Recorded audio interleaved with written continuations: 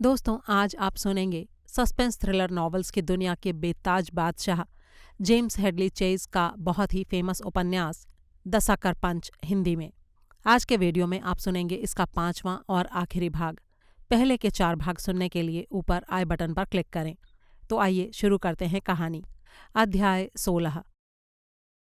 Crane जैसे truck पर लदी 2 सर्च लाइटों की रोशनी में और मूसलाधार बारिश के बीच 10 पुलिस वालों और 20 फायर ब्रिगेड वालों ने बड़ी ही मेहनत से वेस्टल की लाश को क्लिफ साइड तक पहुंचाया। ये एक मुश्किल काम था। कार 2 विशाल चट्टानों के बीच में फंसी हुई थी। नीचे जाते हुए हर एक फुट का रास्ता काफ़ी खतरनाक था, क्योंकि ढीले ढाले पत्थर और बड़ी चट्टानें थोड़े से भी स्पर्श से नीचे गिरने को तैयार थीं।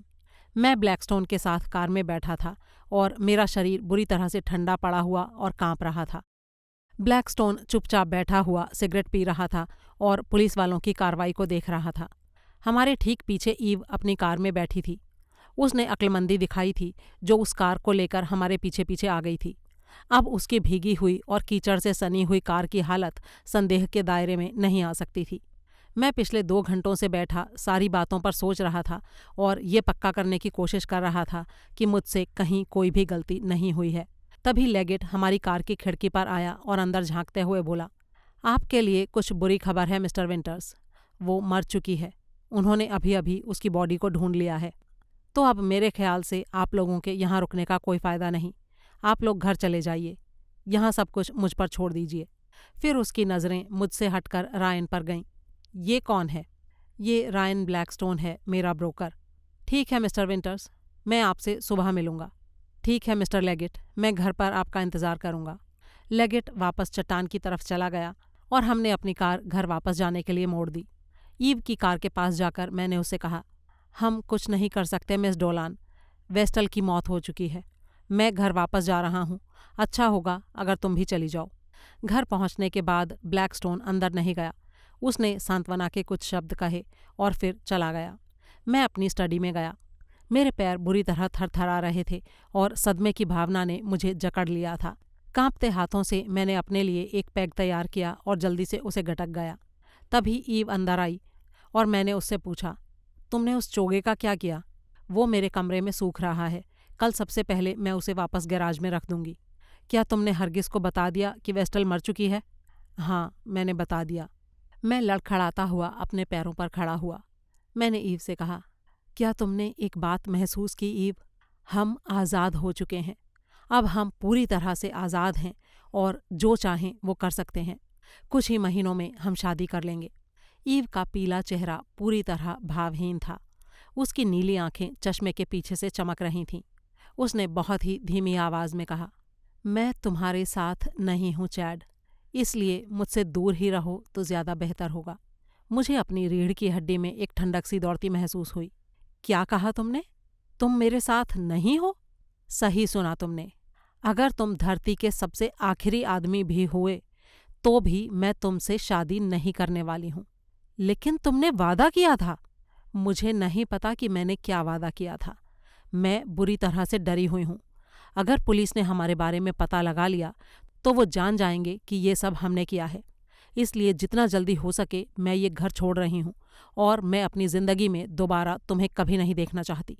मैंने अचानक गुस्से में बल खाते हुए कहा, तुम इस सब से दूर नहीं भाग सकती। याद है मैंने क्या कहा था? अगर तुम मुझसे शादी करने के लिए मना करती हो तो मैं सारा भंडा फोड़ दूंगा और तुम भी मेरे साथ फंसोगी। ठीक है, तो जाओ और करो ऐसा। तुम मुझे बहका नहीं सकते चैड। मैं इस मामले में उतनी ही शामिल हूं जितने तुम, लेकिन उसे मारा तुमने है। जाओ और बता दो पुलिस को कि ये सब तुमने किया है, अगर तुम्हारे अंदर इतनी हिम्मत है तो। लेकिन मुझसे तो तुम दूर ही रहना। फिर वो घूमी और कमरा छोड़कर बाहर चली गई। काफ़ी देर तक मैं दरवाजे को घूरता हुआ खड़ा रहा। मैं यकीन नहीं कर पा रहा था कि वो अभी अभी क्या बोल कर गई थी। लेकिन सवाल ये था कि वो अचानक इस तरह से बदल क्यों गई थी? क्या वो वाकई डर गई थी या फिर इसके पीछे कोई और कारण था? थोड़ी देर सोचने के बाद मैंने फैसला किया कि शायद वो बहुत ज़्यादा डर गई थी और थोड़ा समय मिलने पर वो अपने होशो हवास में वापस आ जाएगी। इसीलिए मैं उसे कुछ दिनों के लिए अकेला छोड़ दूंगा और कुछ दिन बाद उससे एक बार फिर से बात करूंगा। फिर मैं अपने कमरे में जाकर बिस्तर में लेट गया उस रात मुझे बिल्कुल नींद नहीं आई। मुझे एहसास हुआ कि मैं बहुत बुरी तरह से डरा हुआ था। इतना डरा हुआ जितना अपनी पूरी जिंदगी में कभी नहीं था। मैं जानता था कि पुलिस इस घर में आ सकती थी और मुझे ले जा सकती थी, अगर मैंने ज़रा भी कहीं कोई गलती कर दी हो तो। लेकिन मेरे पास ये पता करने का कोई साधन नहीं था कि क्या मैंने ऐसी कोई गलती की थी। अगली सुबह ऐसा लग रहा था जैसे अंतहीन हो। मैं अपनी स्टडी में बैठकर कुछ घटने की प्रतीक्षा कर रहा था। पूरा घर असामान्य रूप से शांत था। हरगिज को मैंने नाश्ते के वक्त देखा। वो बहुत ही बूढ़ा और पीला पड़ा हुआ दिखाई दे रहा था। 2 नौकरानियां जिन्होंने मुझे नाश्ता सर्व किया, उनकी आंखें रो रो कर लाल हो गई थीं। इस बात से मैं थोड़ा हैरान हुआ। मुझे इस बात का ज़रा भी अंदाज़ा नहीं था कि कोई कर्मचारी वेस्टल को इतना पसंद करते थे जिनको उसकी मौत का इतना अफसोस हो। तभी टेलीफोन की घंटी बजी। ये ब्लैकस्टोन का फ़ोन था। चैड, मैंने सोचा कि मुझे तुम्हें फ़ोन करना चाहिए। वो लेफ्टिनेंट अभी मुझसे मिलने आया था और वो बहुत सारे सवाल पूछ रहा था। क्या तुम अभी उससे मिल चुके हो? नहीं, अभी तो नहीं रायन। लेकिन वो कैसे सवाल पूछ रहा था? वो बिल्कुल ऐसे पूछ रहा था जैसे उसे ये शक हो कि तुम्हारी पत्नी की मौत में तुम्हारा कुछ दखल है। वो तुम्हारे ऊपर शक कर रहा है कि तुम्हारा मिसेस विंटर्स की मौत से कुछ लेना देना है। मैंने उसे कहा कि उसका दिमाग खराब हो गया है। उसने किस तरह के सवाल पूछे तुमसे? वो ये जानना चाहता था कि तुम कल रात 9 बजे से 10 बजे तक कहाँ थे। मैंने उसे बताया कि हम साथ में काम कर रहे थे। मैंने उसे ये भी कहा कि वेस्टल कोई रहस्यमय ढंग से नहीं मरी है, वो तो चट्टान के ऊपर से गिरकर मरी है। और उसकी मौत के समय तुम मेरी आंखों के सामने बैठे लेटर्स डिक्टेट कर रहे थे। और मैंने उससे ये भी कहा कि अगर उसे मेरे ऊपर विश्वास नहीं है तो वो मिस डोलान और हरगिज से बात कर सकता है। उसके जाते ही मैंने सबसे पहले तुम्हें फ़ोन किया है ताकि तुम्हें आगाह कर दूं। कोई बात नहीं रायन, वो वेस्टल का दोस्त था तो इसीलिए शायद उसे काफ़ी दुख पहुंचा होगा, इसीलिए ऐसी बातें कर रहा होगा। मैंने अपने स्वर को सामान्य बनाए रखने की कोशिश करते हुए कहा। हाँ, शायद ऐसा ही होगा, रायन ने कहा। मैंने उसको ये भी बता दिया कि मिसेस विंटर्स बहुत तेज़ गाड़ी चला रही थीं। मैंने रास्ते में उनको देखा था। मेरे उनके पास से निकलने के कुछ ही पल के बाद ही शायद ये दुर्घटना हुई होगी। ठीक है, कॉल करने के लिए शुक्रिया रायन, और चिंता की कोई बात नहीं है। हम सभी जानते हैं कि मेरा वेस्टल की मौत से कोई लेना देना नहीं है। फिर मैंने उसे धन्यवाद देकर फ़ोन बंद कर दिया। ये 12 बजने में 20 मिनट का समय था। मैंने खिड़की से बाहर झांका और मुझे पगडंडी पर खड़ी एक पुलिस की कार दिखाई दी। यानी लेगेट यहाँ आ चुका था। अब मुझे जितना जल्दी से जल्दी हो सके खुद को संभालने की ज़रूरत थी। अगर मैं ऐसा नहीं करता तो मेरा डूबना तय था। कुछ देर बाद ही लेगेट मेरे सामने बैठा हुआ था। मैं उसकी नज़रों को पूरी तरह से अपने ऊपर घूमते हुए महसूस कर सकता था। इस बात से अचानक मुझे गुस्सा आ गया। आखिर मुझे इस मंदबुद्धि मोटे पुलिसिये से डरना क्यों चाहिए? मैं अब $60 मिलियन का मालिक था, इस महल जैसे घर का मालिक। पूरे देश में मेरी प्रॉपर्टीज़ फैली हुई थीं, तो मुझे इस पिद्दी से पुलिसिये से डरने की भला क्या ज़रूरत पड़ी थी? मैंने उससे सवाल किया, क्या तुमने पता लगा लिया है कि एक्सीडेंट कैसे हुआ था? आगे का दाईं तरफ का टायर फट गया था। ओह अच्छा, मैंने कहा। कल रात 9 बजे से 10 बजे के बीच आप अपनी स्टडी में थे मिस्टर विंटर्स? हाँ, क्योंकि मैं लेटर्स डिक्टेट कर रहा था और फिर मैंने और मेरे ब्रोकर ने साथ काम किया जब तक मिसेस हेनेसी का फ़ोन नहीं आया। आप टेप रिकॉर्डर पर डिक्टेट कर रहे थे? हाँ, लेकिन उसका एक्सीडेंट से क्या लेना देना है लेफ्टिनेंट? वो एक्सीडेंट नहीं था। एक्सीडेंट नहीं था? तो फिर क्या? वो एक हत्या थी मिस्टर विंटर्स। अध्याय 17। मेरा दिमाग पिंजरे में डरे हुए चूहे की तरह इधर उधर कूद रहा था। उसने इतनी जल्दी ये कैसे पता लगा लिया? क्या मैंने कोई सुराग छोड़ दिया था? क्या वो वाकई जानता था कि ये सब मैंने किया है? क्या मैंने कोई घातक गलती कर दी थी? तो क्या वो मुझे गिरफ्तार करने यहाँ आया था? मैंने बड़ी मुश्किल से अपनी भावनाओं पर नियंत्रण रखा। मुझे कोई विश्वसनीय बात करनी थी और वो भी तुरंत। क्या कहते हो लेफ्टिनेंट? हत्या? ये भला कैसे हो सकता है? और तुम ये कैसे जानते हो? उस बात पर हम थोड़ी देर में आएंगे। मैं तुमसे तुम्हारी इस एलिबाई के बारे में बात करना चाहता हूँ। एलिबाई? तुम ये तो नहीं सोच रहे हो कि मेरा वेस्टल की मौत में कोई हाथ है? जब किसी की पत्नी की हत्या हो जाती है तो पति उस मामले में पहला संदिग्ध अपने आप बन जाता है। लेकिन ये सब बकवास है।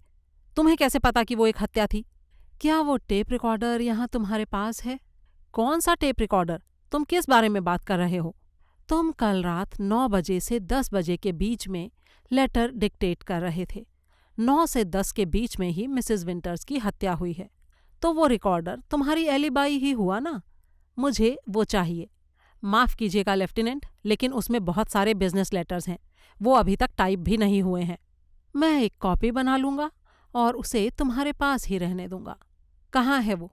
मैं पहले हिचकिचाया, फिर मैंने हथियार डाल दिए। तुम बहुत ही अजीब ढंग से व्यवहार कर रहे हो लेफ्टिनेंट, लेकिन अगर तुम्हें उसकी इतनी ही ज़्यादा ज़रूरत है तो ले लो, लगा हुआ है मशीन पर। वो टेप रिकॉर्डर के पास गया और उसे खोलकर उसने रिकॉर्ड किए हुए टेप को निकाल लिया। अब इस टेप के सिरे पर अपने साइन कर दो, यहाँ पर। मैंने साइन कर दिए। टेप उसने अपनी जेब के हवाले किया। फिर वो बैठते हुए बोला, मेरे ख्याल से तुम्हारे और हरगिज के बीच अच्छी तरह से नहीं बनती है ना? नहीं, वो मुझे नापसंद करता है। लेकिन इस बात में क्या खास है? हरगिज ने मुझे ये बताया कि उसने तुम्हें इस कमरे में 9:10 और फिर दोबारा 9:20 पर देखा था।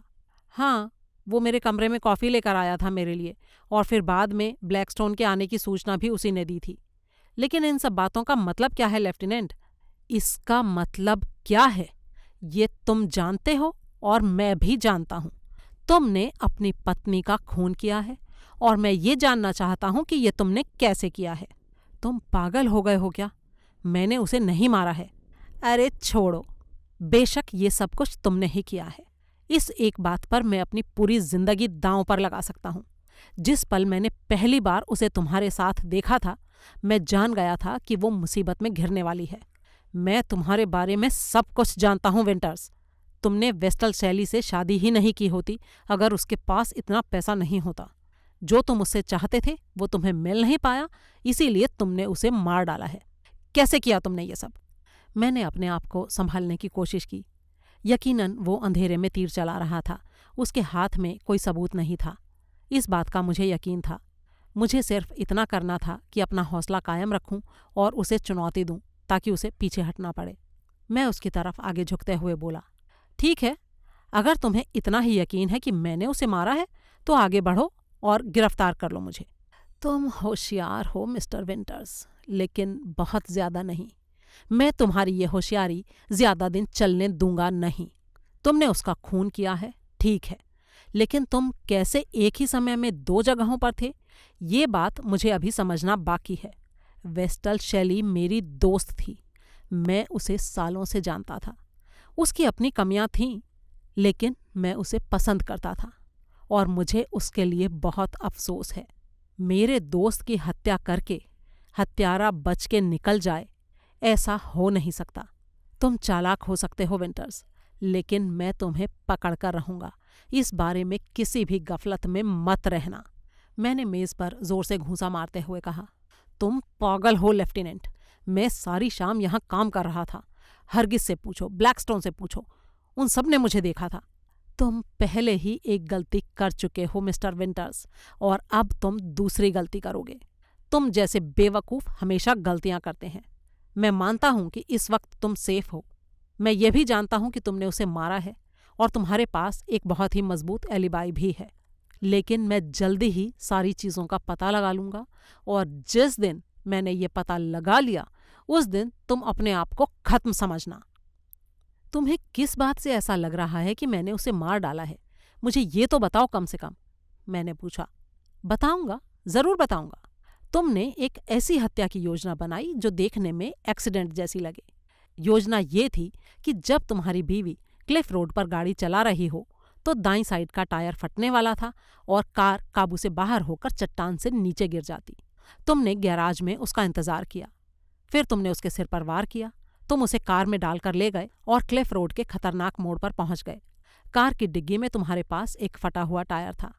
तुमने सही टायर को निकालकर उसकी जगह फटा टायर लगाया, फिर कार को चट्टान के ऊपर लेकर गए। लेकिन उस जगह तुमने एक बहुत ही भयानक गलती कर दी विंटर्स। फटी हुई ट्यूब में बहुत मात्रा में रेत भरी हुई थी। कार जहां पर गिरी वहां कहीं भी रेत नहीं है। क्लिफ रोड पर भी कहीं रेत नहीं है। तो फिर ट्यूब में वो रेत आया कहाँ से? मेरा दावा है टायर कई दिन पहले फटा होगा, शायद ईडन एंड रोड पर, क्योंकि वहीं पर ऐसी रेत मिलती है। तुमने पहिया बदल दिया और फटे हुए टायर को डिग्गी में रख दिया, उस रेत पर ध्यान दिए बिना जो अंदर की ट्यूब में घुस गई थी। जब मैंने जांच की तो मुझे पता चला कि वेस्टल की कार के एक पहिए का पेच गायब था। हमने उसे ढूंढा और वो हमें मिल गया। ये मिला क्लिफ रोड पर, और ये बात साबित करती है कि तुमने चट्टान पर से गाड़ी गिराने से पहले पहिए को बदला था। कैसी लगी मेरी कहानी? डर के मारे मेरी जान निकलने को हो रही थी, लेकिन मैंने उसके ऊपर यह जाहिर नहीं होने दिया। मैंने सिर्फ इतना कहा, साबित करके दिखाओ, साबित करो कि ये सब मैंने किया है।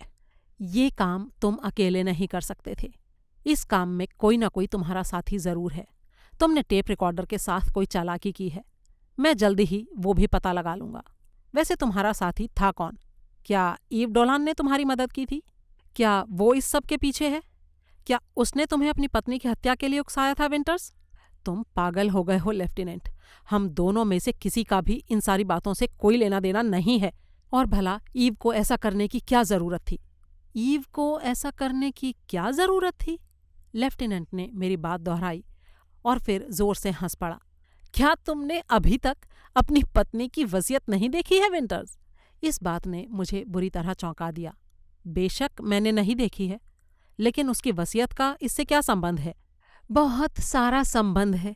मिस डोलान को वसीयत से बहुत मोटा फायदा हो रहा है। तो क्या हुआ? वेस्टल ने मुझे इस बारे में बताया था। उसने मिस डोलान के लिए $50,000 छोड़े हैं। ये अच्छी खासी रकम है, लेकिन इतनी भी ज्यादा नहीं है कि वो इसके लिए किसी का खून कर दे। ये बात तुम भी जानते हो और मैं भी जानता हूँ। लेगिट्स ने मुझे ऐसे घूरा जैसे मैं पागल हो गया हूँ। तुमसे किसने कहा कि वो $50,000 हैं? तुम्हारी पत्नी ने उसके लिए $30 मिलियन छोड़े हैं, और साथ में ये घर भी, ये महल जैसा घर। लगता है कि तुम उतने अक्लमंद नहीं हो विंटर्स जितना मुझे लग रहा था। सिर्फ $3 मिलियन हैं जो तुम्हें तुम्हारे इस खून की वजह से मिले हैं। तुम्हारी बीवी ने तुम्हारे लिए बस इतना ही छोड़ा है। क्योंकि उसकी सेक्रेटरी एकदम सीधी सादी और भोंदू है, इसलिए बाकी का सारा मालमत्ता उसे मिल रहा है। क्या तुम्हें ये बात पता नहीं थी? मेरे जिस्म के सारे मसामों ने जैसे ढेर सा पसीना उगल दिया।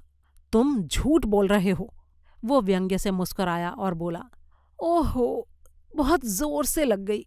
मैं वसीयत देख चुका हूं मिस्टर विंटर्स।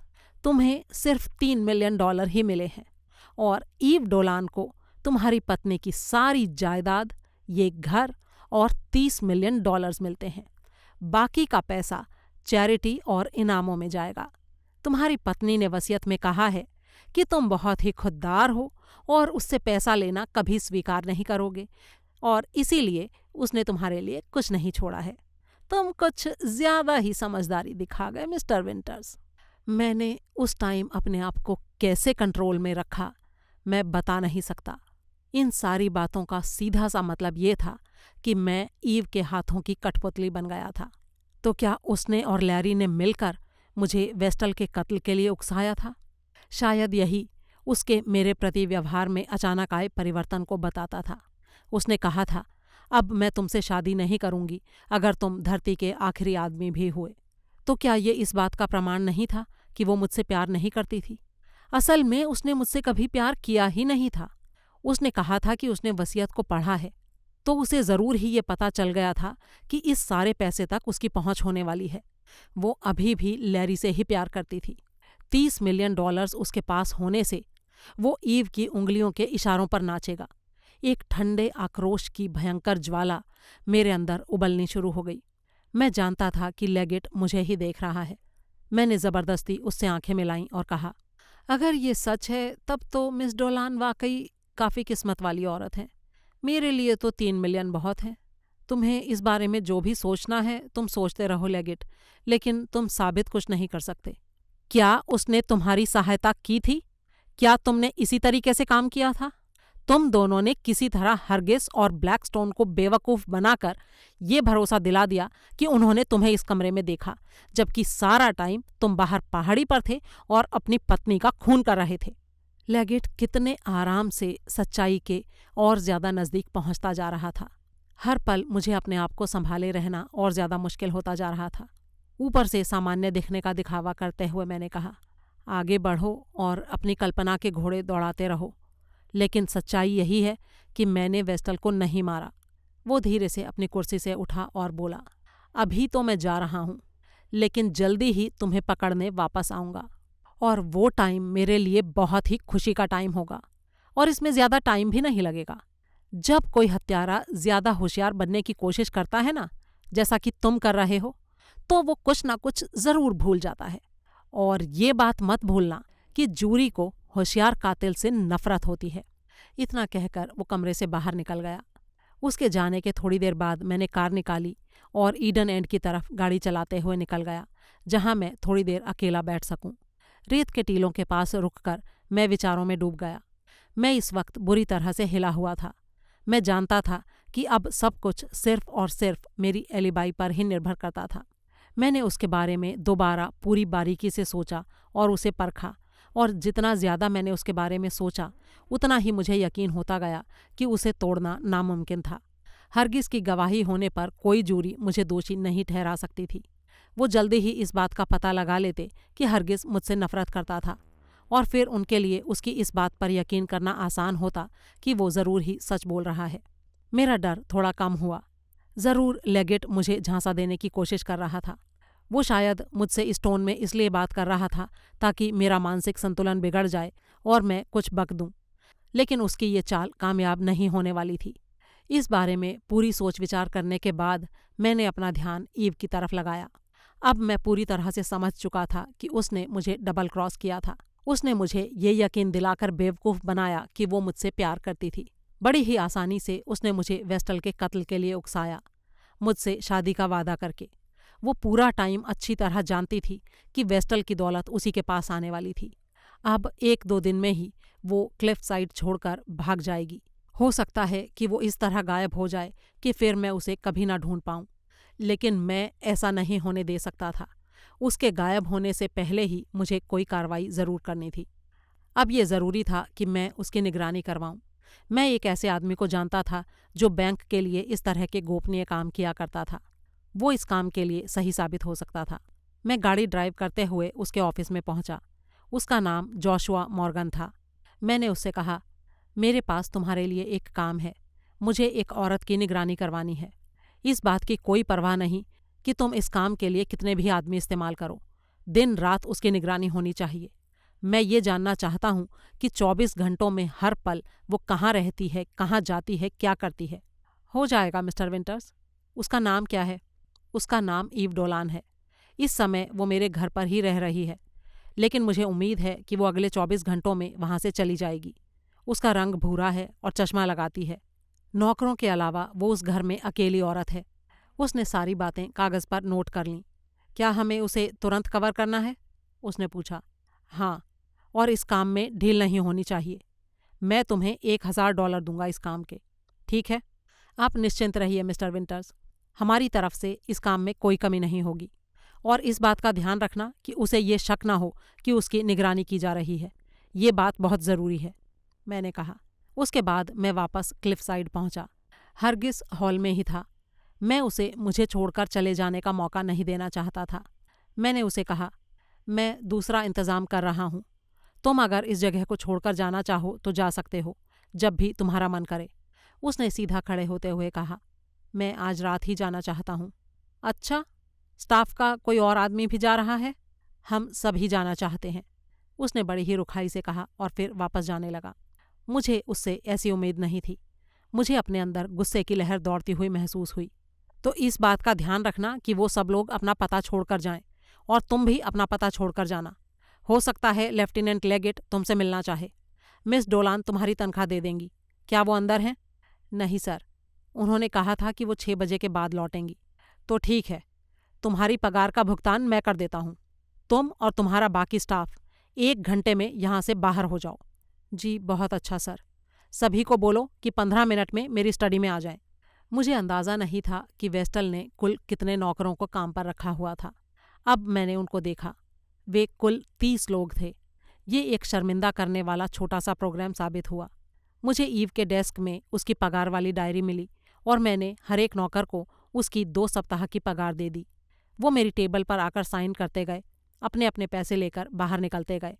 उनमें से कोई भी ना तो मुझसे बोला और ना ही किसी ने मुझसे नजरें मिलाईं। हरगिज उनमें सबसे आखिरी था। पैसे उठाने के बाद वो धीमी आवाज में बोला, मुझे पूरा विश्वास है और उम्मीद भी है कि आपने मिस वेस्टल के साथ जो किया है उसका परिणाम आपको भुगतना पड़ेगा सर। काश उनकी नज़रें आप पर ना पड़ी होती तो वो आज जिंदा होती। इससे पहले कि मैं तुमको उठाकर बाहर फेंक दूं, खुद ही निकल जाओ यहाँ से, बेवकूफ़ पागल बुड्ढे। उसने किसी पादरी जैसी शान से कमरा पार किया और फिर बाहर निकल गया। 5:30 बजे तक सारे के सारे लोग जा चुके थे। अब वो इतना विशाल फैला हुआ घर ऐसे लग रहा था जैसे अचानक मर चुका हो। जो आवाज़ें मुझे सुनाई दे रही थीं वो थी डेस्क पर लगी घड़ी की टिक टिक और मेरे दिल की धड़कन। फिर मैं खिड़की के पर्दे के पीछे छिपकर बैठ गया और ईव का इंतज़ार करने लगा। अध्याय 18। करीब 3 घंटे के इंतज़ार के बाद ईव घर आई। तब तक मेरा गुस्सा 7वें आसमान को छू रहा था। हॉल में दाखिल होकर वो सीढ़ियाँ चढ़कर ऊपर चली गई। जब वो मेरी निगाहों से ओझल हो गई तो मैं चुपचाप हॉल में आया और मैंने सामने वाले दरवाजे में ताला लगाकर चाबी अपनी जेब में डाल ली। कुछ पल बाद मुझे सर्वेंट क्वार्टर में कहीं घंटी बजने की हल्की सी आवाज़ सुनाई पड़ी। क्यों न हो, ये घर अब उसका था। उसको नौकरों के लिए घंटी बजाने का पूरा हक था, हुक्म चलाने का पूरा हक था।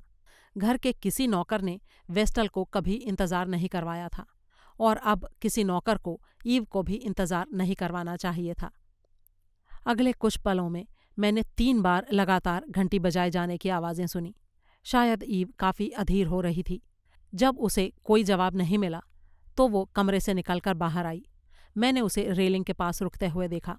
उसके चेहरे पर असमंजस और गुस्से के भाव थे। फिर वो गलियारे में पड़े टेलीफोन के पास गई। मैंने उसे बेसब्री से डायल करते देखा। दूसरी तरफ घंटी बज रही थी लेकिन किसी ने उस घंटी का जवाब नहीं दिया। अचानक उसकी नीली आंखों में डर की हल्की सी परछाई तैरने लगी। वो फुर्ती से नीचे हॉल में पहुंची और उसने आवाज़ लगाई, हरगिज़। उसके बाद फिर से टेलीफोन डायल करने की आवाज़ और फिर रिसीवर को फ़ोन पर पटकने की आवाज़। अब जब वो इधर उधर घूम रही थी तो उसकी चाल बेचैनी से भरी थी। उसने ज़ोर से आवाज़ लगाते हुए कहा, कोई है यहाँ? हरगिज़, तुम जवाब क्यों नहीं देते? आखिर कहाँ चले गए ये सब के सब?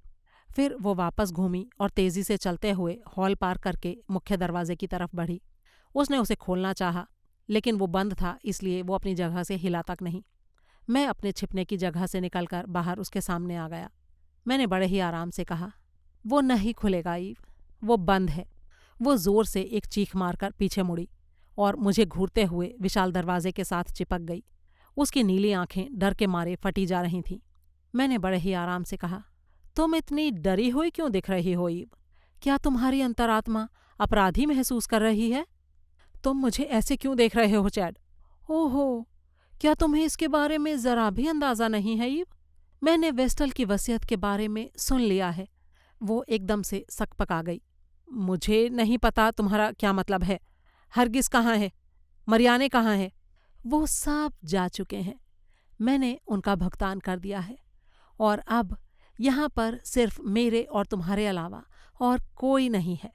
उसकी आंखें डर से थोड़ी और फैल गईं और फिर वो धीरे धीरे सावधानी से मुझसे दूर हटने लगी। ओहो, तुम तो बहुत डर गई हो ईव। मैं क्यों डरूंगी? मैं अपने कमरे में जा रही हूँ। मैं आज रात ही यहाँ से चली जाऊँगी। मुझे नहीं लगता तुम जा पाओगी ईव। मुझे नहीं लगता तुम जाना पसंद करोगी ईव। मैं तुम्हें बधाई देना तो भूल ही गया था। कैसा लगता है एक ऐसे घर की मालकिन होना जो इस घर जितना बड़ा हो और वेस्टल के $30 मिलियन को अपना कहना। इसमें मैं कुछ नहीं कर सकती। अगर वो मेरे लिए पैसा छोड़कर गई है तो मेरी क्या गलती है इसमें? मुझे उसका खून करने के लिए उकसाने की योजना तुमने और लैरी ने मिलकर बनाई थी या फिर ये सिर्फ तुम्हारा प्लान था? मैंने ऐसा कुछ नहीं किया है चैड। ये तुम्हारा खुद का प्लान था, तुम जानते हो अच्छी तरह से। ऐसा बिल्कुल नहीं था ईव, और ये बात तुम अच्छी तरह जानती हो कि मुझे तुम ही ने उकसाया था। अचानक वो तनकर खड़ी हो गई और उसका पीला चेहरा सख्त हो गया। बस, बहुत हो गया। मैं ऊपर अपना सामान बांधने जा रही हूँ, मैंने मुस्कुराते हुए कहा। लेगिट इस बात को जानता है कि ये काम मैंने और तुमने किया है। आज दोपहर को वो यहाँ आया था और उसने बिल्कुल हूबहू वैसे ही बता दिया कि हमने ये काम कैसे किया है। तुम झूठ बोल रहे हो चैड। काश मैं झूठ बोल रहा होता। असल में जितना मैंने सोचा था, लेगिट उससे कहीं ज्यादा चालाक है। उसको फटे हुए टायर की ट्यूब में से कुछ रेत मिली है। जहाँ कार गिरी वहां पर कोई रेत थी ही नहीं, ना ही क्लिफ रोड पर रेत थी। और उसी बात से उसे पता चल गया कि वो हत्या थी। उसे मुझसे ज्यादा तुम्हारे ऊपर शक है ईव, क्योंकि तुम्हारे पास कत्ल का उद्देश्य है। उसने मुझसे ये सवाल भी पूछा कि क्या तुमने मुझसे वेस्टल के कत्ल की बात की थी। तो तुमने उससे क्या कहा? मैंने उसे कहा कि साबित करके दिखाए, लेकिन मुझे नहीं लगता कि वो ये साबित कर पाएगा। वैसे अगर उसने साबित कर दिया तो मौत की सज़ा तुम्हें भी मिलेगी। तुम सिर्फ मुझे डराने की कोशिश कर रहे हो। मैं तुम्हारी बातों पर यकीन नहीं करूंगी। मत करो, मुझे कोई प्रॉब्लम नहीं है। अगर उसने हमारी एलिबाई को तोड़ लिया तो तुम्हें बहुत जल्दी पता चल जाएगा कि गिरफ्तार होने पर कैसा महसूस होता है। वो तुम्हारे साथ नरमी से पेश तो नहीं आएंगे। अच्छा ये तो बताओ, क्या तुमने लैरी को अभी तक ये खुशखबरी सुनाई कि नहीं? सारी दोपहर तुम उसी के साथ थी ना? इन सारी बातों का तुमसे कोई लेना देना नहीं है चैड। मैं ऊपर पैकिंग करने जा रही हूँ। अब तुम मुझे अकेला छोड़ दो। क्या तुम जानती हो इस वक्त मेरे दिमाग में क्या चल रहा है ईव? मैं ये फैसला करने की कोशिश कर रहा हूँ कि क्या तुम्हें मारना मेरे लिए सेफ रहेगा। मैं तुम्हें खत्म करना चाहता हूँ। तुम्हारे इस गले को अपने हाथों से दबाकर तुम्हारी जान लेना चाहता हूँ। लेकिन साथ ही मुझे ये लगता है कि तुम्हें मारना मेरे लिए सेफ नहीं होगा। लेकिन इसका ये मतलब नहीं है कि तुम अपने अंजाम से बच जाओगी। मैंने जितना तुम्हें चाहा, इतना पहले किसी भी लड़की को नहीं चाहा था। मैं तुमसे शादी करना चाहता था और तुमने मुझसे वादा किया था। लेकिन मैं नहीं जानता था कि हर पल, हर मिनट तुम मुझे बेवकूफ़ बना रही थी। ये मत सोचना कि ये सब करके तुम मुझसे बच जाने वाली हो। वो अचानक झुककर मेरे पास से निकल गई और तेजी से सीढ़ियों की तरफ भागी। भागते भागते वो वेस्टल की स्टडी में घुस गई। जब मैं उसके पीछे वहां पहुंचा तो वो मेज़ के पीछे खड़ी थी। आज मैं तुम्हें बताऊंगा कि चैड को धोखा देने का क्या अंजाम होता है। इतना कहकर जैसे ही मैं उसकी तरफ बढ़ा, उसने एक झटके से मेज़ का ड्रॉर खोला और अगले ही पल उसके हाथ में एक गन थी। उसने बड़े ही आराम से कहा, आओ और मारो मुझे। शायद तुम इतने बहादुर नहीं हो, है ना? ये मत सोचना कि मैं इतनी पागल हूं कि अपनी किसी सुरक्षा के बिना यहां वापस आऊंगी।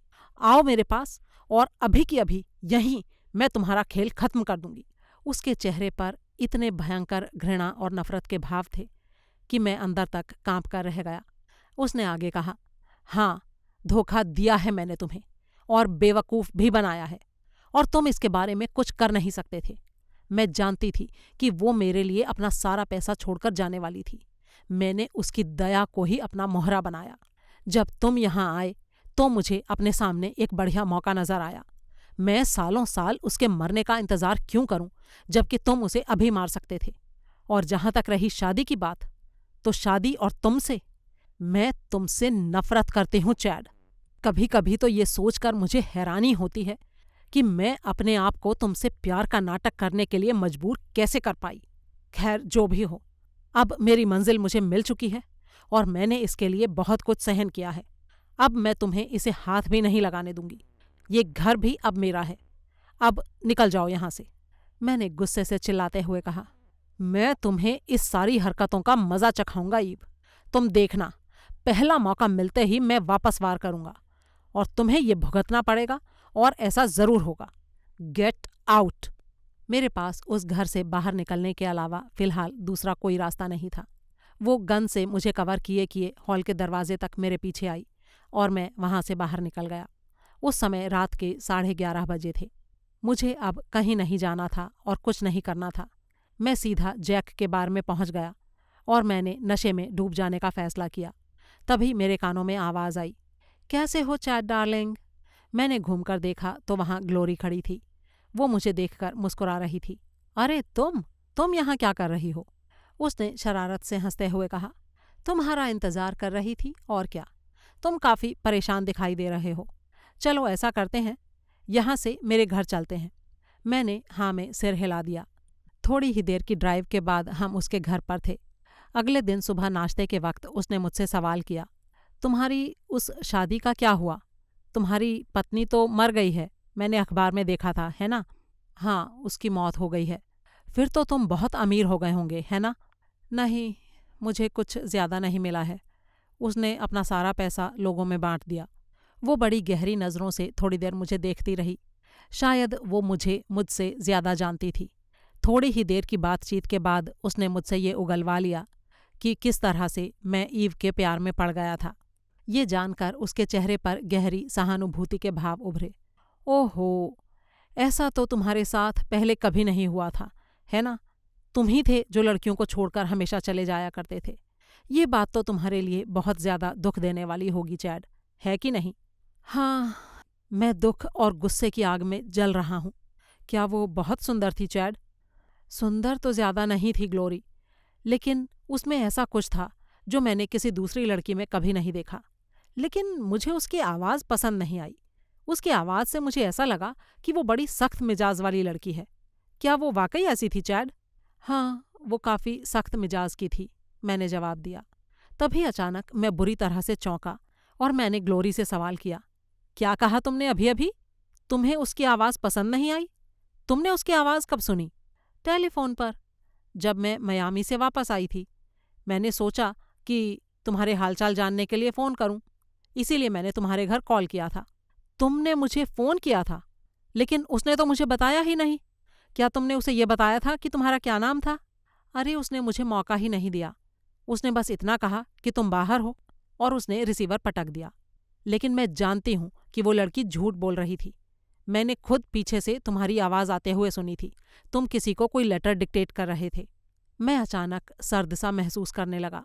क्या मतलब है तुम्हारा लेटर डिक्टेट कर रहा था? उसने हैरानी से मेरी तरफ देखा। उसकी नीली आंखें डर से फैली हुई थीं। चैड डार्लिंग, तुम इतने डरे हुए क्यों लग रहे हो? तुम मुझे ये बताओ ग्लोरी कि तुमने फ़ोन कब किया था? कुछ दिन पहले। लेकिन तुम इतने परेशान क्यों दिखाई दे रहे हो? प्लीज़ मेरे सवाल का जवाब दो जल्दी। सोच कर बताओ कि तुमने मुझे किस दिन किस टाइम फ़ोन किया था? कल रात से पिछली रात को। किस वक्त? 9 बजे के आसपास।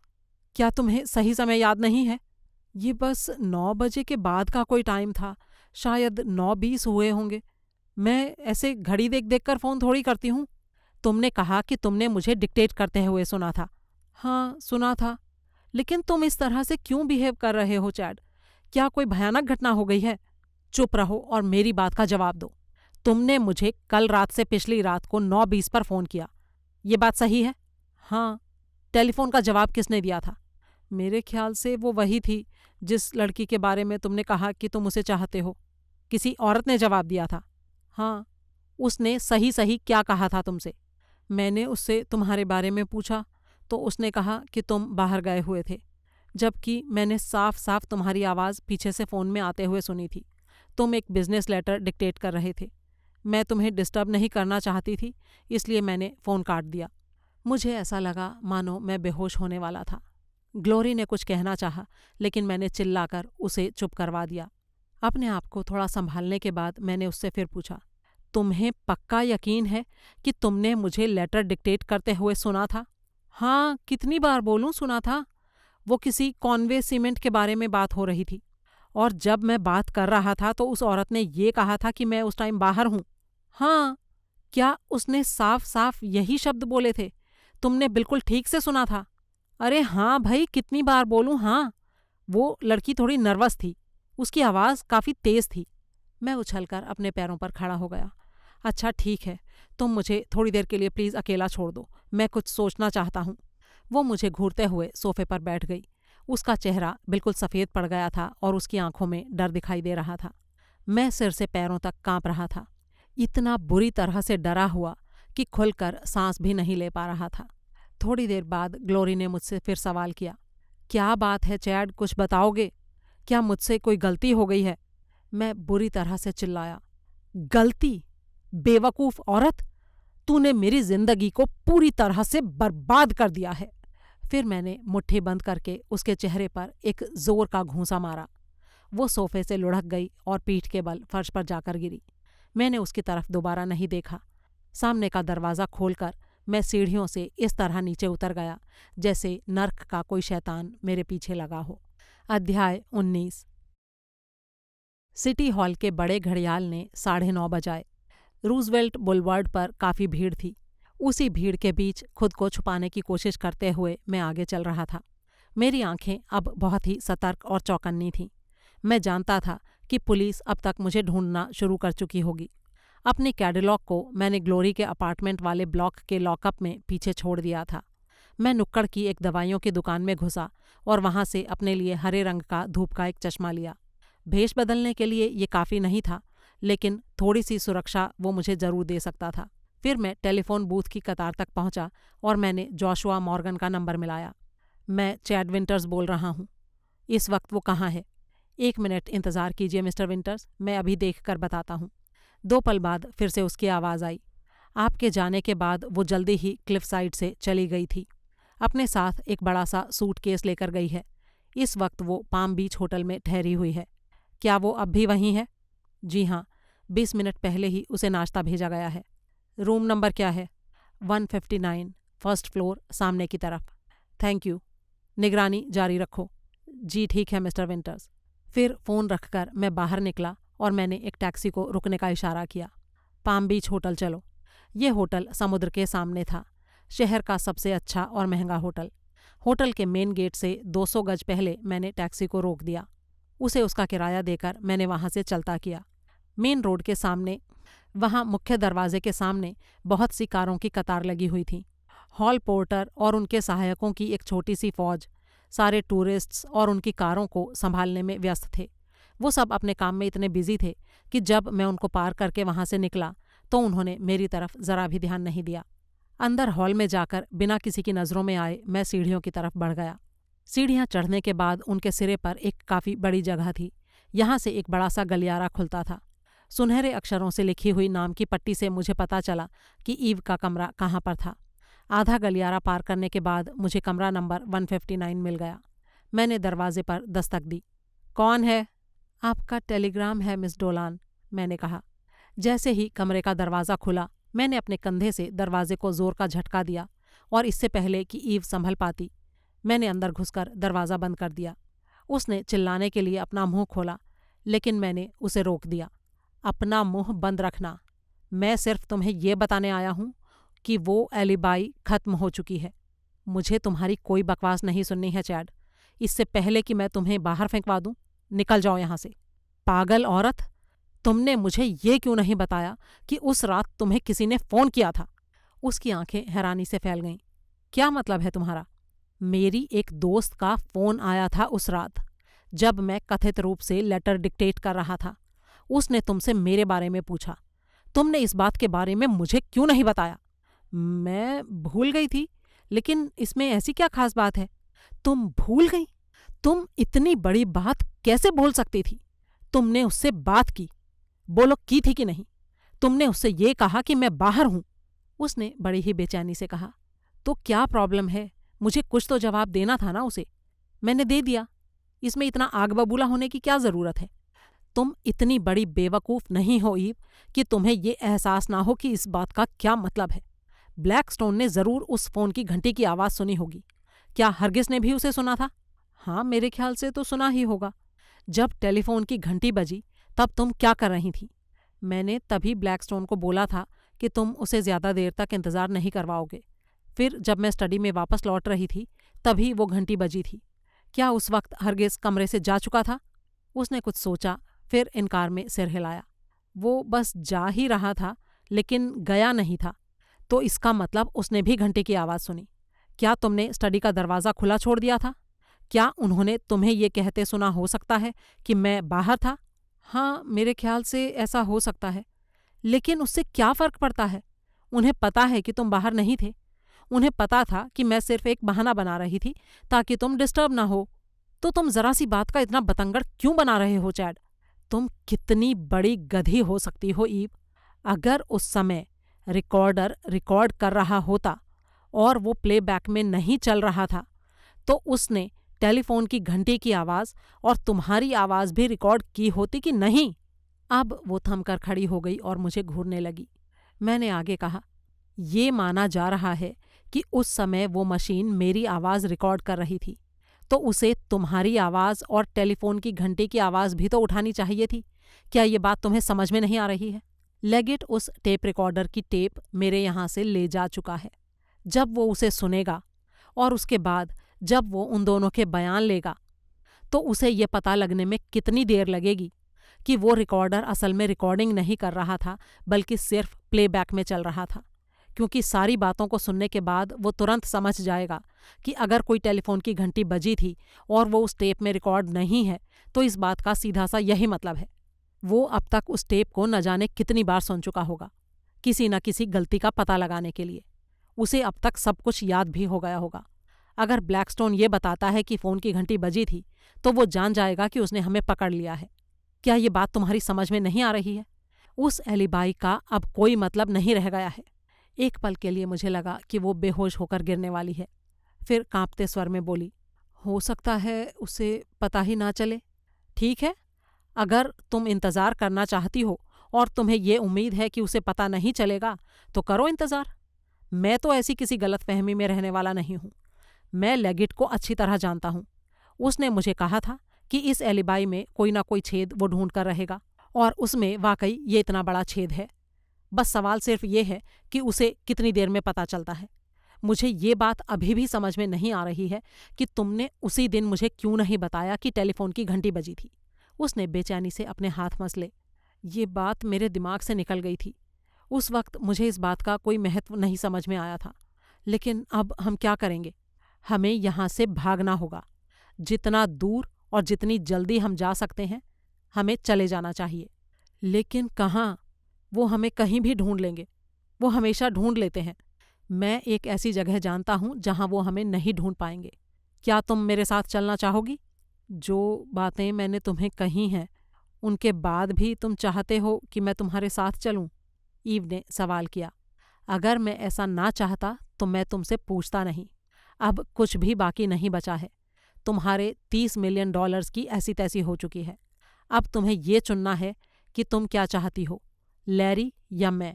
मेरे ख्याल से मैं तुम्हें बचा सकता हूँ, लैरी नहीं बचा सकता। तो अब बोलो, मेरे साथ चलोगी या खुद ही इन सब से निपटोगी? तुम कहाँ जाने की सोच रहे हो? पहले हवाना और फिर साउथ अमेरिका। एक बार हम वहाँ पहुँच जाएं तो फिर ये हमें छू भी नहीं सकेंगे। क्या तुम्हें मेरे साथ चलना है? हाँ। क्या तुम्हें पूरा यकीन है? हम फिर से एक साथ एक नई जिंदगी शुरू कर सकते हैं। बोलो, क्या तुम्हें मुझ पर यकीन है? हाँ चैड। तो ठीक है, जल्दी करो फिर। अपनी सारी चीज़ें छोड़ दो। होटल के लोगों को ये पता नहीं लगना चाहिए कि तुम जा रही हो। मैं जितना हो सके उतना पैसा इकट्ठा करने जा रहा हूँ। तुम वापस घर जाओ, तिजोरी खोलो और उसमें से गहने निकाल लो। लेकिन हीरे वाले गहनों को हाथ मत लगाना। वो सारे के सारे इंश्योर्ड हैं। उस अलमारी में कम से कम $1 मिलियन की कीमत का सामान होना चाहिए, और वो मुझे अपने पास चाहिए। मैं तुम्हें पौने घंटे में घर पर मिलता हूँ। मैं प्लेन के टिकट्स ले लूँगा। लेगिट अभी तक ब्लैकस्टोन तक पहुँचा नहीं होगा, लेकिन फिर भी हमें जितना जल्दी हो सके उतना जल्दी करना है। उसने सहमति में सिर हिला दिया। तो फिर मैं तुमसे घर पर मिलता हूँ, और हिम्मत रखना, हम दोनों मिलकर पूरी दुनिया को हरा सकते हैं। ठीक है। मैं तेज़ी से क्लिफ रोड पहुँचा। मेरी आंखें किसी भी आने वाली मुसीबत के प्रति सतर्क थीं। बैंक के एक पुराने क्लाइंट से मैंने एक पुरानी ब्यूक कार किराए पर ले ली थी। पिछली सीट पर एक सूटकेस पड़ा था। इसमें बैंक और मेरी ऑफिस की तिजोरी से हासिल किए गए $1 लाख की कीमत के बॉन्ड्स और कैश था। मेरे पास मेरी जेब में हवाना के लिए प्लेन की 2 टिकटें थीं। मैं जाने के लिए पूरी तरह से तैयार था। लेकिन मैंने जितनी उम्मीद की थी उससे थोड़ा ज़्यादा समय मुझे लग गया था। मैं करीब 15 मिनट लेट था। क्लिफ साइड के गेट खुले पड़े थे और मैं गाड़ी चलाता हुआ सीधा ऊपर वाले रास्ते पर पहुंचा। ईव की कार का वहाँ कोई नामो निशान नहीं था। शायद वो ये नहीं दिखाना चाहती होगी कि वो घर पर मौजूद थी। मैंने ब्यूक को एक जगह पार्क किया और घर की तरफ चल दिया। हॉल में पहुंचकर कोई आहट सुनने के लिए मैं एक पल रुका। कोई आवाज़ नहीं आई। मुझे लगा था कि लेगिट पहले ही हमारे पीछे पड़ा था और कहीं ऐसा ना हो कि वो घर में हमें पकड़ने के लिए हमारा इंतज़ार कर रहा हो। मैंने इधर उधर ईव को ढूंढा, लेकिन वो मुझे कहीं नज़र नहीं आई। फिर मैंने उसे आवाज़ें लगाईं, लेकिन कहीं कोई हलचल नहीं, कोई आवाज़ नहीं। एक ठंडा भयंकर क्रोध मेरे अंदर जागने लगा, यानी उसने एक बार फिर से मुझे धोखा दिया था। और अगर वाकई ऐसा था तो इस बार वो इस धोखे के लिए मुझसे बच नहीं पाएगी। मैं वापस लाउंज में आया और मैंने मॉर्गन का नंबर मिलाया। अब वो कहाँ है मॉर्गन? मेरे आदमी ने अभी अभी अपनी रिपोर्ट दी है मिस्टर विंटर्स।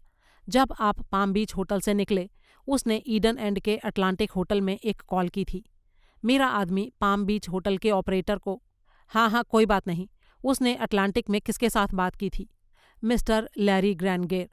उसने लैरी के साथ आज दोपहर को बीच हट में 2:30 बजे मिलने का टाइम तय किया है। क्या उसने ये बताया कि कौन सी बीच हट में? जी नहीं, लेकिन शायद उस आदमी लैरी को ये बात पता थी। मैं अपना आदमी उसके पीछे लगा दूंगा और जल्दी ही आपके लिए उसका पता लगा लूँगा। उसकी कोई ज़रूरत नहीं, तुम अपने आदमी को अब हटा सकते हो। अब मेरी मिस डोलान में कोई रुचि नहीं है। अपने आदमियों को हटा लो और मुझे अपना खर्चा बता दो। बिल $1000 का बनाना। तुमने इस काम के लिए काफ़ी मेहनत की है। शुक्रिया मिस्टर विंटर्स। क्या आपको पूरा यकीन है कि आपको अब आगे और रिपोर्ट्स नहीं चाहिए? नहीं, अपने आदमियों को हटा लो। ठीक है मिस्टर विंटर्स। फिर मैंने फ़ोन बंद कर दिया। तो एक बार फिर से लैरी हमारे बीच आ गया था। वो एक ही बीच हट हो सकती थी, वेस्टल की बीच हट, जहाँ हमने कत्ल की प्रैक्टिस की थी। यहाँ से वो दोनों भाग सकते थे। मैंने अपनी घड़ी की तरफ देखा। अभी 12:30 बजे थे। मेरे पास काफ़ी समय था। मैंने रिसीवर उठाया और अटलांटिक होटल फ़ोन मिलाया। रिसेप्शन, मेरे पास मिस्टर लैरी के लिए एक संदेश है। क्या आप इसे उनको दे देंगे प्लीज़? मिस्टर लैरी अभी बाहर गए हुए हैं सर, उधर से आवाज़ आई। जब वो आएँ तो प्लीज़ उनको मेरा ये संदेश दे दीजिए। लैरी ग्रैनगेर, देरी के कारण 5:30 बजे तक ना मिलें, उसी जगह जहाँ तय था। ईव। समझ गई आप? जी हाँ। वैसे मिस्टर लैरी किस टाइम तक आ जाएंगे? वो जल्दी ही आने वाले हैं सर, वो बस अपनी कार ठीक करवाने गए हैं। ठीक है, मैंने कहा और फ़ोन बंद कर दिया। फिर मैं दरवाजे तक पहुंचा। सामने का नज़ारा देखकर मेरी गर्दन के पीछे के रोंगटे तन गए और मैं वहीं पर रुक गया। सामने रास्ते पर एक नीले सफ़ेद रंग की पुलिस की कार आ रही थी।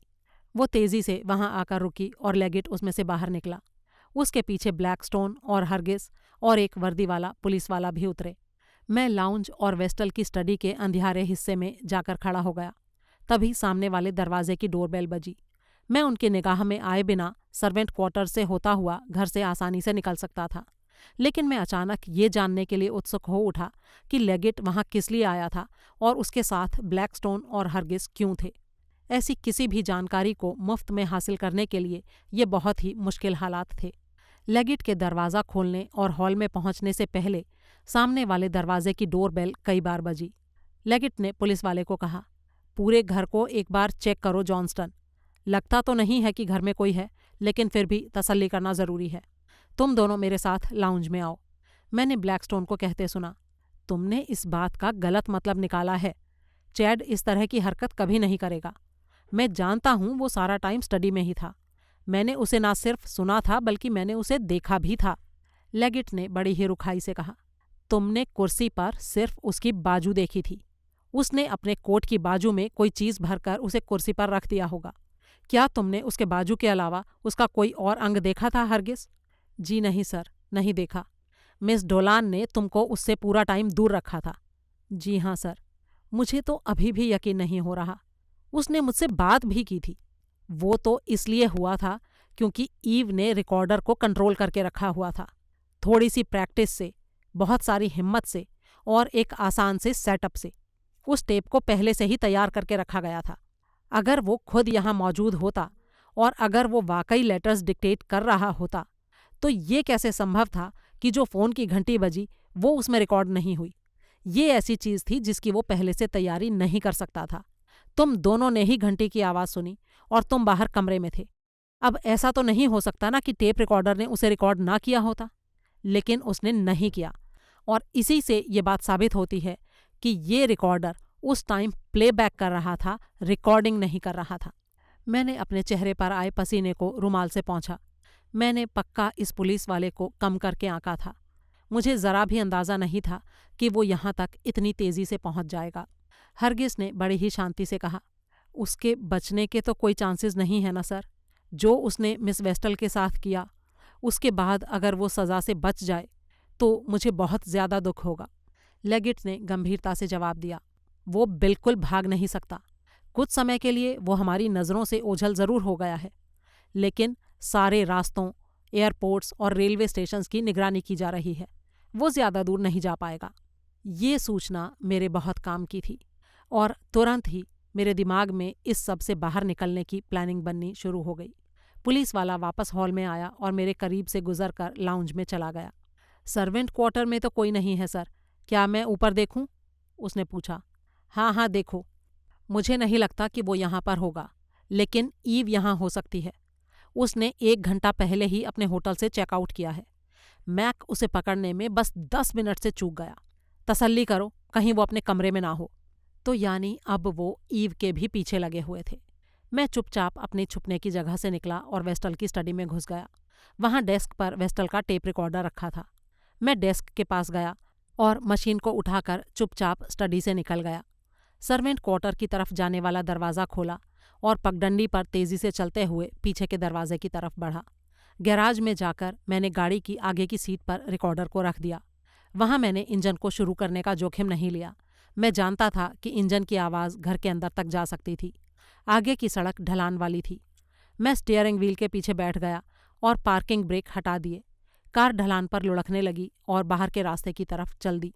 जब मुझे यकीन हो गया कि कार घर से काफ़ी दूर आ गई है, तो मैंने इग्निशन स्टार्ट किया और क्लच पर पाँव रखा और फिर उसके बाद तेज़ी से गाड़ी को भगा दिया। क्लिफ रोड पर पहुंचकर मैं गाड़ी को सावधानी से चलाने लगा। अब मुझे कई काम करने थे। बीच हट पर मैं 1:30 बजे से कुछ मिनट पहले पहुंच गया। मैंने गाड़ी को हट के पीछे पेड़ों के झुरमुट में पार्क कर दिया। फिर हट का दरवाज़ा खोलने की कोशिश की, लेकिन उस पर ताला लगा था। पेड़ों के झुरमुट के पास आकर मैं एक पेड़ के साथ कमर लगाकर बैठ गया और इंतज़ार करने लगा। मैं जानता था कि अब मेरा समय खत्म हो चुका था। पुलिस से बचने की मेरे लिए ज़रा भी उम्मीद नहीं थी। मेरे लिए एक अवसर हो सकता था अगर मेरे पास टाइम होता, लेकिन सड़कें, एयरपोर्ट और रेलवे स्टेशन सील होने के बाद अब मैं पूरी तरह से खत्म हो चुका था। अब मुझे डर भी नहीं लग रहा था। मैं सिर्फ एक बार डरा था, जब मुझे ये लगा था कि मेरे पास खोने के लिए कुछ है।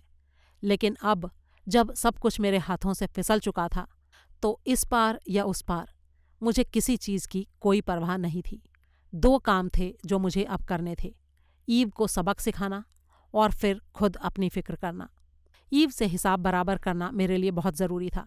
आज से पहले किसी औरत ने मुझे कभी धोखा नहीं दिया था। धोखा सहन करना मेरी फितरत के बाहर था। 2:30 बजने से 1 मिनट पहले मैंने स्लेटी रंग की कूपे कार को बीच रोड से आते हुए देखा। वहां पहुंचकर वो रुकी और उसने कार को रिवर्स कर दिया ताकि वो सड़क से किसी को दिखाई न दे। फिर डिग्गी से एक बड़ा सा सूटकेस लेकर वो तेज़ी से हट की तरफ चल दी। दरवाज़ा खोलकर वो अंदर चली गई। एक गहरी सांस लेकर मैं भी उठ खड़ा हुआ और बीच हट के दरवाजे के पास जाकर मैंने उसे धक्का दिया। अध्याय 20। मिस्टर डिस्ट्रिक्ट अटॉर्नी, यहाँ कमोबेश आप इस सिनेरियो में आते हैं। मैं पूरे 2 घंटे के करीब आपसे बातें कर रहा हूँ और मैं सोचता हूँ कि मैंने आपको इस पूरे सिनेरियो के बारे में बता दिया है कि वो सब कौन से हालात थे जो मेरी बीवी के कत्ल का कारण बने। अगर मैं ईव के प्यार में ना पड़ा होता तो मुझे पूरा यकीन है कि मैंने उसका कत्ल नहीं किया होता। शायद आपको ये लगे कि मैं अपने आप को बचाने के लिए ऐसा कह रहा हूँ, लेकिन ऐसी बात नहीं है। मैं वेस्टल से थोड़े पैसे कमाकर संतुष्ट रहता और उसके साथ शादीशुदा होने के अपनी मुश्किलात को स्वीकार कर चुका होता। ये तो जब मुझे ये आभास हुआ कि मुझे ईव से प्रेम हो गया है, तब मुझे दूसरे रास्तों की तरफ देखना पड़ा। तब भी मुझे वेस्टल की हत्या के बारे में नहीं सूझा होता अगर ईव ने मुझे इस बारे में नहीं सुझाया होता। अगर किसी पर वेस्टल के कत्ल का इल्ज़ाम लगना चाहिए तो वो है सिर्फ और सिर्फ ईव। अब मैं सीधे और साधारण ढंग से कहता हूँ कि मैंने ईव को मारा है, और इस बात को इस तरीके से समझा जाता है तो ये मेरे लिए इंसाफ नहीं होगा। अगर मैंने उसे नहीं मारा होता तो उसने मुझे ख़त्म कर दिया होता। मैं वेस्टल की हत्या करना कबूल करता हूँ, लेकिन ईव की मौत आत्मरक्षा में हुई थी। वो हमेशा मुझसे एक कदम आगे रही थी और जब मैं हट में दाखिल हुआ तब भी वो मुझसे एक कदम आगे ही थी। शायद उसने मेरी आहट को सुन लिया था और उसने तुरंत एक्शन लिया। शायद वो मेरा ही इंतज़ार कर रही थी।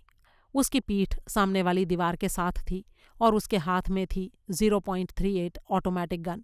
मैंने उसे बड़े ही आराम से कहा, हम भागने नहीं जा रहे हैं। इस वक्त पुलिस हमें सब जगह ढूंढ रही है। उसने गहरी सांस लेते हुए कहा, तुम अपनी झूठी बातों से मुझे नहीं डरा सकते। तुम कैसे जानते हो कि मैं यहाँ पर हूँ?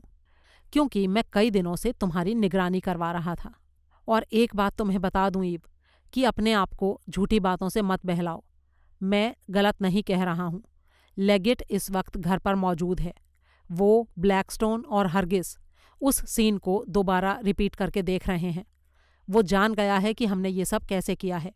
मैंने खुद उसे ब्लैकस्टोन को सारी बात बताते हुए सुना है और ये सब कुछ हुआ है तुम्हारे कारण। अगर तुम्हें वो टेलीफोन कॉल याद रहती तो अब तक हम हवाना में होते। मैंने लेगेट को कहते हुए सुना कि सारी सड़कों, एयरपोर्ट्स और रेलवे स्टेशनों पर नज़र रखी जा रही है। अब हम यहाँ से निकलकर कहीं भाग नहीं सकते। तुम नहीं भाग सकते, लेकिन मैं तो यहाँ से ज़रूर जाऊँगी, उसने कहा। हाँ, तुम जा सकती हो। वे तुम्हें तुम्हारे चश्मे के बिना और तुम्हारी उस पुरानी सेक्रेटरी वाली कदकाठी के बिना नहीं पहचान पाएंगे। और लैरी को तो वो जानते ही नहीं कि वो कैसा दिखता है। मैं मानता हूँ ईव कि तुम्हारे पास बचने का मुझसे बेहतर मौका है। अगर तुमने मुझसे सीधा खेल खेला होता तो मैं तुमको भाग जाने का मौका दे देता, लेकिन अब तुमसे धोखा खाने के बाद मैं तुमको ये मौका नहीं देने वाला हूँ। हम दोनों ही इस काम में शामिल थे और तुम भी उतनी ही जिम्मेदार हो जितना कि मैं। मुझे ये बताओ कि क्या लैरी ये सब जानता है? उसने इनकार में सिर हिलाया। मुझे पता था कि वो नहीं जानता। तुमने मुझे वेस्टल की हत्या के लिए इसलिए उकसाया ताकि तुम उसे फिर से हासिल कर सको। तुम जानती थी कि वो तुम्हारे हाथों से फिसल रहा है। तुम ये भी जानती थी कि अगर तुम्हारे पास $30 मिलियन आ जाएं तो वो तुम्हारे पास वापस आ जाएगा। इसीलिए तुमने ये दिखावा किया कि तुम्हें मुझसे प्यार है ताकि मैं वेस्टल को मार दूं और तुम्हें पैसे मिल जाएं। तुमने बहुत बुरी योजना बनाई ईव। तुम्हें खून खराबे को इस योजना से दूर रखना चाहिए था। अगर तुमने मेरी मदद नहीं की होती तो उससे छुटकारा पाने का मैं कोई दूसरा तरीका ढूंढता और तब तुम आज आराम से बैठी होती। लेकिन तुम्हें तो दौलत पाने की बहुत बेचैनी थी। अब पुलिस तुम्हारे पीछे है। वो पागलों की तरह तुम्हें ढूंढ रहे हैं। तुम्हारे निकलने के 10 मिनट बाद ही वो तुम्हारे होटल पहुंच गए थे। जरा सोचकर देखो कि वो तुम्हारे कितने करीब हैं। जब मैं बात कर रहा था तो मैंने महसूस किया कि वो खिड़की से बाहर बार बार झांक रही थी। मैं जानता था कि मुझे जल्दी से कोई कदम उठाना होगा। वो मुझे बस मारने ही वाली थी, क्योंकि उसके लिए यही एकमात्र रास्ता बचा था। उसने कल्पना की थी कि लैरी किसी भी समय आने वाला होगा और उसके आने से पहले उसे मुझे मारना होगा। मुझे मारने के बाद वो हट के बाहर बैठकर उसका इंतज़ार करेगी और जैसे ही लैरी आएगा वो उसकी कार में बैठ जाएगी और वो कभी नहीं जान पाएगा कि ईव ने क्या किया है। उसके पास इस अवसर का फ़ायदा उठाने का ये अच्छा मौका था। पुलिस उसे जैसी वो अब दिखाई दे रही थी कभी भी पहचान नहीं पाती। मैं लापरवाही से उसकी तरफ बढ़ा। हम करीब 16-17 फीट के फासले पर थे। वहाँ से अगर मैं उसकी गन छीनने के लिए उसके ऊपर जंप लगाता तो ये काफ़ी जोखिम भरा काम था। उसने तेज़ आवाज़ में कहा, हिलो मत, वापस चले जाओ। मैंने उससे सवाल किया, तुम मुझे मारने वाली हो, है ना ईव? तुम्हारे लिए यही एकमात्र रास्ता बचा है। यही रास्ता मेरे लिए भी होगा। मुझ पर मुकदमा चले और फिर मुझे सज़ा मिले, इससे बेहतर होगा कि तुम ये काम अभी कर दो। आगे बढ़ो और चलाओ गोली। मैं देख सकता था कि वो ट्रिगर दबाने के लिए अपने अंदर हिम्मत जुटाने की पूरी कोशिश कर रही थी। वो गोली चलाना चाहती थी, लेकिन किसी चीज़ ने उसे रोक रखा था। लेकिन मैं ये भी जानता था कि वो ज़्यादा देर तक नहीं हिचकिचाएगी। मैंने एक बहुत पुरानी ट्रिक आजमाई। अपने सिर को उसके पीछे खिड़की की दिशा में हिलाते हुए मैंने कहा, तुमने बहुत देर कर दी। लो, तुम्हारा आशिक भी आ गया। ये सुनते ही वो टेंशन में आ गई। वो जानती थी कि लैरी के आने से पहले उसे मुझे ख़त्म करना था। उसने तुरंत मुड़कर खिड़की से रेत के खाली पड़े इलाके को देखा। मैंने फुर्ती से उसकी बगल में छलांग लगा दी। मेरे हाथों ने उसकी गन पकड़ी हुई कलाई को थाम लिया और उसी छीना झपटी में गोली चल गई जो खिड़की को तोड़ते हुए बाहर निकल गई। उसने तो मुझे मार ही दिया था, गन से निकली लपट की गर्मी मुझे साफ महसूस हुई। मैंने उसके हाथ से गन छीन ली और उसे कमरे में फेंक दिया। जैसे ही वो फर्श से टकराई, गन दोबारा चल गई। जितनी मैंने कल्पना की थी, ईव उससे कहीं ज्यादा ताकतवर निकली। उसने धक्का मारकर खुद को मुझसे अलग किया और गन की तरफ छलांग लगा दी। मैं भी उसके पीछे था। हम दोनों ही फर्श पर गिर गए और उसकी उंगलियां बंदूक के बट तक पहुंच गईं। मेरा हाथ उसके हाथ तक पहुंचा और मैंने उसके हाथ को फर्श पर पटका, जिससे गन उसकी पकड़ से फिसल गई।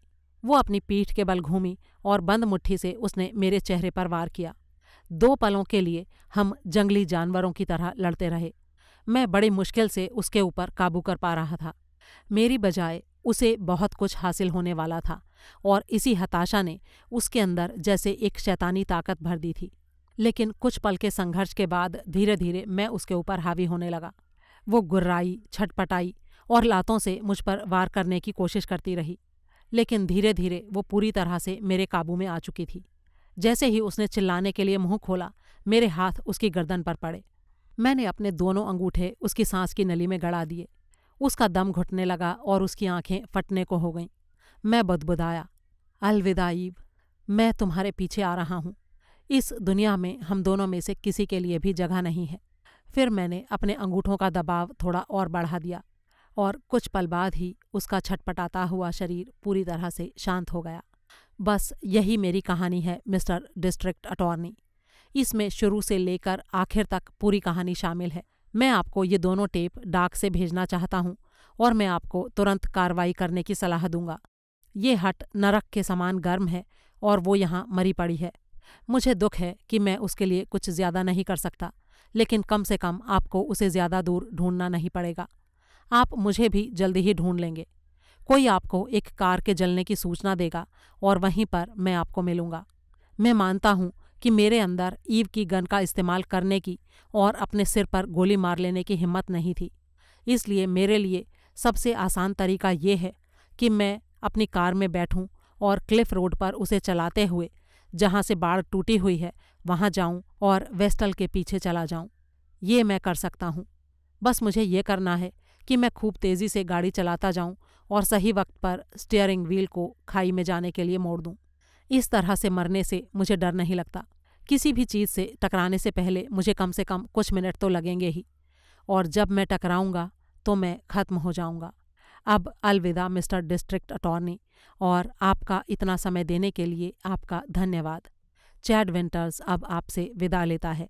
उपसंहार: एक धूल भरी बहुत पुरानी फोर्ड ईडन एंड से समुद्र किनारे की सड़क पर आती दिखाई दी। चैड ने उसे आते हुए देखा। उसने अपनी कुर्सी को पीछे खिसकाया और खड़ा हो गया। एक कठोर नपी तुली मुस्कान ने उसके चेहरे को और भी क्रूर बना दिया। वो आगे बढ़ा और उसने वो रेंच उठा लिया जो मेज़ पर पड़ा था।